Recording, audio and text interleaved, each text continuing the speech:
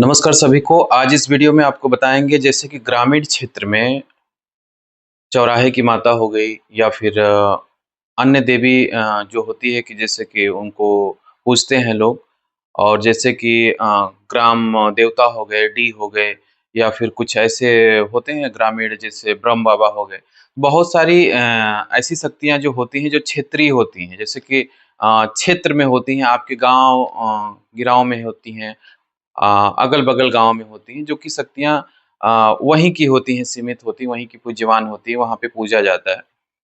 तो वैसी शक्तियों का कार्य क्या होता है? वैसी शक्ति आपके जीवन में किस प्रकार से प्रभाव डालती हैं या किस प्रकार से सहयोग करती हैं? इस वीडियो में आपको हम बताएँगे।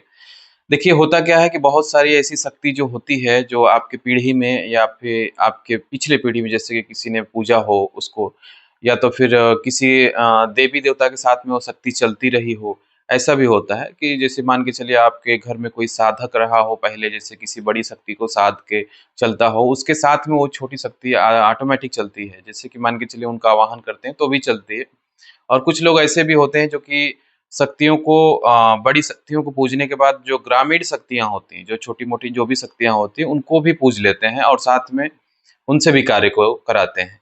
तो एक तो ये प्रोसेस होता है कि अगर वो स्मरण करते हैं कि साधक अगर उनको स्मरण करता है या फिर याद करता है, तो शक्ति ऑटोमैटिक चली आती है। और दूसरा चीज़ ये होता है कि अ, अगर आप साधक नहीं हैं और आप स्मरण करते हैं, तो पहली चीज़ ये होती है कि आपके घर में कोई पूज्यवान होता है, तो पीढ़ी दर पीढ़ी जो शक्ति होती है, तो अपनी अगली पीढ़ी के भी लोगों को मतलब हेल्प करती है। जैसे आप उनको पूजते हैं, जैसे कि पिछली पीढ़ी में कोई पूज रहा था, अगर आप वहाँ पे साधक नहीं हैं अगली पीढ़ी में, तो भी आप सामान्य तरीके से उनको पूजा देते हैं, तो भी वो आपकी पूजा को स्वीकार करते हैं और किसी भी प्रकार से मुसीबत में आप रहते हैं, उनका स्मरण करते हैं या फिर उन्हें याद करते हैं, तो शक्ति आपके साथ सहयोग करने के लिए तैयार हो जाती है या फिर आपका सहयोग करती है।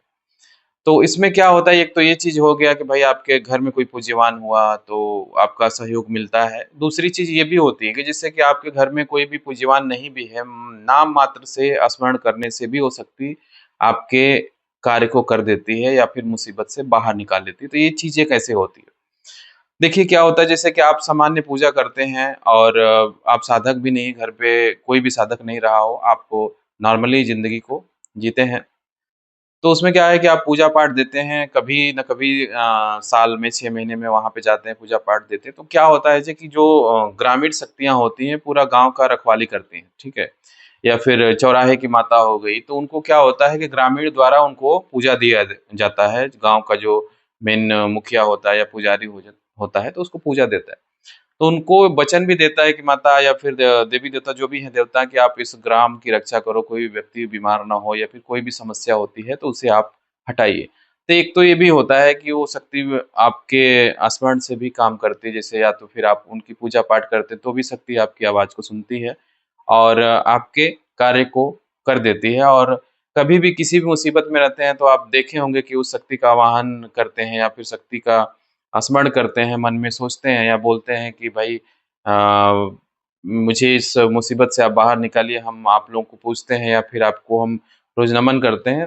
तो बहुत सारी चीज़ों को आप कहने के बाद क्या होता है कि आप उस मुसीबत से बाहर निकल चले आते हैं।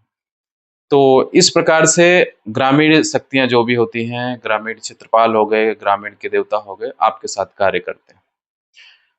तंत्र मंत्र संबंधी या साधना संबंधी बहुत सारे वीडियो हमारे चैनल पे आपको मिलेंगी, आप जाके विज़िट कर सकते हैं। किसी भी समस्या से रिलेटेड आप प्रॉब्लम में हैं, तो हमें आप व्हाट्सएप कर सकते हैं, हम आपकी समस्या का समाधान करेंगे।